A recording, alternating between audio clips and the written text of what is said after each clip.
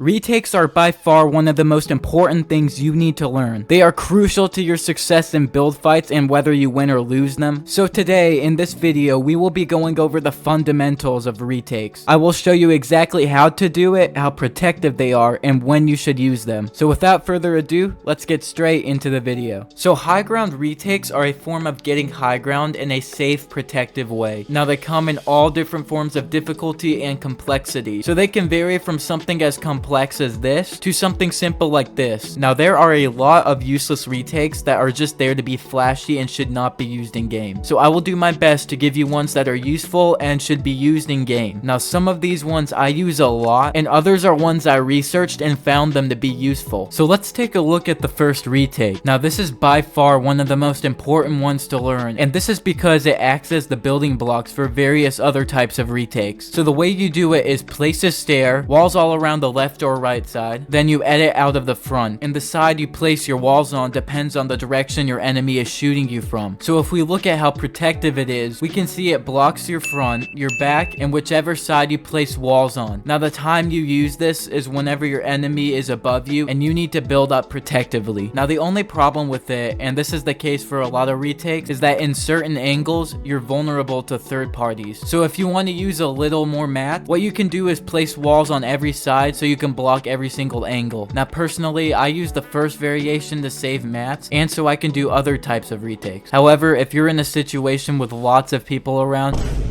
you should definitely do it the second way. Speaking of different variations, I'm gonna quickly show some. For this one, you flip a stair, place cones, and then walls all around, then edit out. This, in my opinion, is a more effective way of cranking 90s since it blocks more angles. The next one isn't really a retake, but it's a way to box someone. When you do the retake, edit a window and box whoever's on the other side. Next is similar to the first one, but instead of editing out the side, you're gonna edit out the back. And the last one I'm going over is a little more complicated.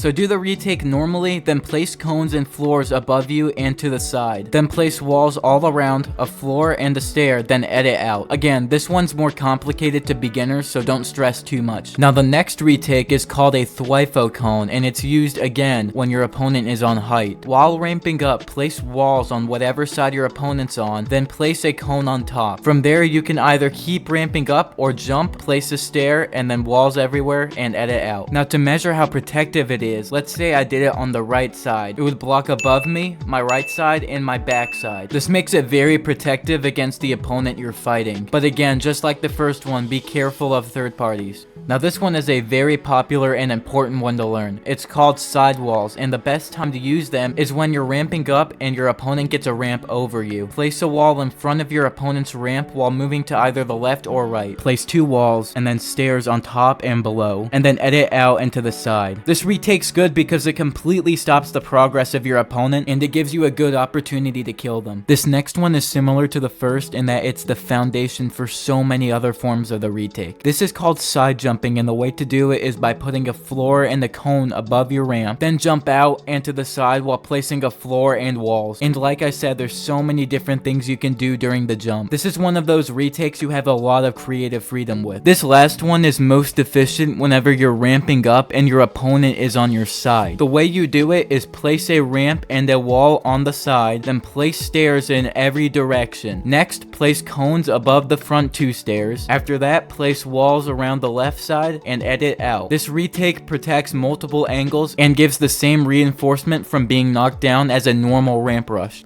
I really hope, even if you're an experienced player, that you got something out of this video today. If you enjoyed, please consider hitting the like button and subscribing for more content in the future. Other than that, thank you for watching and I'll see you in the next video.